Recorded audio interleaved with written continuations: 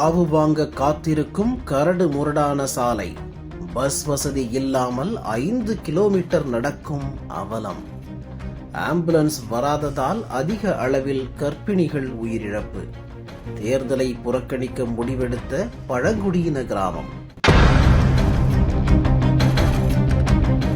தமிழகத்துல சட்டம் ஒழுங்கு சீர்குலைஞ்சு கிடக்குதுன்னு மக்கள் புலம்புறாங்க. குடிக்க தண்ணி கூட இல்லாம நூற்றுக்கணக்கான கிராம மக்கள் நடுரோட்டில் நின்று போராட்டம் நடத்துறாங்க. இந்த லிஸ்ட்ல இப்போ நீலகிரி மாவட்டம் பந்தலூர் பழங்குடியின கிராமமும் சேர்ந்திருக்கு. பந்தலூர் நெலாக்கோட்டை ஊராட்சிக்கு உட்பட்டது செரியேரி, குதிரைவட்டம் மற்றும் கூலால் பழங்குடியின கிராமங்கள். இந்த பகுதியில சுமார் 150க்கும் மேற்பட்ட குடும்பங்கள் இருக்கு. ஊருக்குள்ள போறதுக்கு பஸ் வசதி கிடையாது. கல்லும் குழியுமா இருக்கிற ரோட்ல எந்த வாகனமும் சேஃபா போக முடியாது. அதிகமாக காசு கொடுத்தா கூட ஆட்டோக்காரங்க அவசரத்துக்கு ஊருக்குள்ள வரமாட்டாங்க. அதுலயும் ஆம்புலன்ஸ் வர்றதுக்கு வாய்ப்பே இல்லை. முறையான ரோடு இல்லாததால இதுவரை நிறைய கர்ப்பிணிகள் இறந்திருக்காங்கன்னு பழங்குடி மக்கள் குமுறுறாங்க. பலமுறை மனு கொடுத்தும் எந்த பயனும் இல்லை. இந்த நிலையில கடுப்பான மக்கள் இன்னைக்கு அதிரடியா போராட்டத்துல குதிச்சிட்டாங்க. கையில கருப்பு கொடியை பிடிச்சு போராட்டம் நடத்தினாங்க. அது மட்டும் இல்லாம தேர்தலை புறக்கணிப்போம், ஓட்டு கேட்டு யாரையும் உள்ள விட மாட்டோம்னு பேனர் பிடிச்சு கண்டன கோஷம் எழுப்பினாங்க.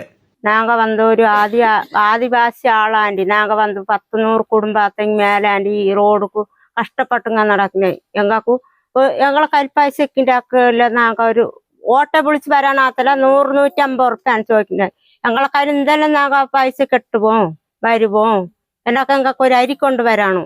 ഞങ്ങൾക്ക് ഒരു സൂക്കടുക്കാർ പോണാത്തല ഒരു വണ്ടി പോണു എന്താക്കും. ഞങ്ങളെ കാര്യം ഇന്നലത്താണ് நாங்கள் அவனை செய்வோம். அங்கொண்டு எங்களுக்கு ரோடு நன்றாக்கி வேகம் தரானு. இங்கே ஒரு 10-15 வருஷத்துக்கு மேலே எங்களுக்கு ரோடு போடுற வேலையே இல்லை. எங்களுக்கு ஒரு அவசியத்துக்கு ஒரு ஆபத்துக்கோ நாங்கள் வெளியில் போகணுன்னாலும் ரொம்ப கஷ்டம். ஆட்டோ கூப்பிட்டாங்க கூட 150 ரூபா 200 ரூபா வரை கேட்குறாங்க. எங்களுக்கு நாங்கள் எல்லாருமே பாவப்பட்டவங்க தான். எல்லாருமே கூலி வேலை செஞ்சுட்டு ரொம்ப கஷ்டமான நிலைமையில இருக்கிறவங்க.